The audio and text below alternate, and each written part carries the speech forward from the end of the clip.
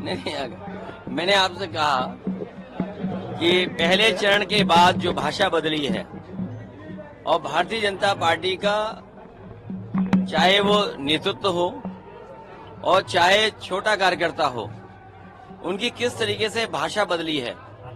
मुझे उम्मीद है कि जिस तरह की भाषा का इस्तेमाल हो रहा है, चुनाव आयोग उन पर सख्ती करेगा।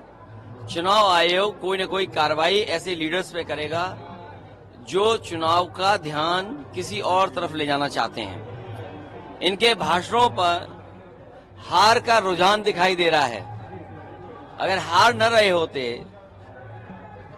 तो ये भाषा होती, और जिन्हें 400 पार का नारा देना था वो आज क्या कह रहे हैं? जिन्होंने 400 पार का नारा दिया उनकी भाषा क्या है? तो इसका मतलब ये है कि कहीं ना कहीं भारतीय जनता पार्टी के अंदर घबराहट है। किसान, नौजवान, व्यापारी और आम जनता इनके खिलाफ समाजवादी पार्टी जो उनके मैनिफेस्टो उस पर सवाल खड़े कर रहे हैं, खास करके कांग्रेस को टारगेट कर रहे हैं, वेल्थ डिस्ट्रीब्यूशन के इशू को बहुत प्रॉम्प्टली उठा रहे हैं ये लोग। देखिए, अब मन की बात नहीं होगी, अब संविधान की बात होगी। संविधान बचेगा तो हमारे आपके अधिकार बचेंगे। संविधान बचेगा तो हमें आपका मान सम्मान बढ़ेगा।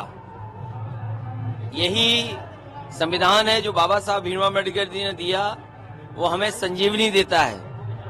ये भारतीय जनता पार्टी के लोग संविधान को खत्म करना चाहते हैं, संविधान को बदलना चाहते हैं। जो लोग संविधान बदलना चाहते हैं उन्हें जनता इस बार बदल देगी। सर, परसों पहले चरण और दूसरे चरण का चुनाव है, 8 लोकसभाओं में ये चुनाव हो रहा है। किस तरह से देखते हैं, क्योंकि पहले चरण जैसा ही चुनाव दूसरे चरण का होगा।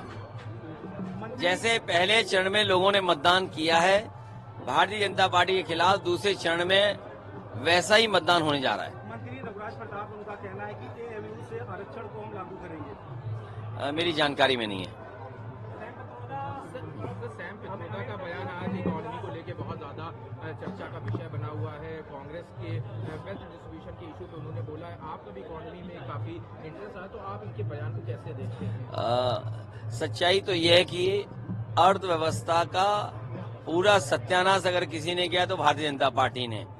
अर्थव्यवस्था में केवल इतना ही हम समझते हैं कि जिस समय किसान की आय दोगुनी होगी, रोजगार भी बढ़ेंगे, नौकरी भी बढ़ेगी, हमारी अर्थव्यवस्था और तेजी से रफ्तार से बढ़ेगी।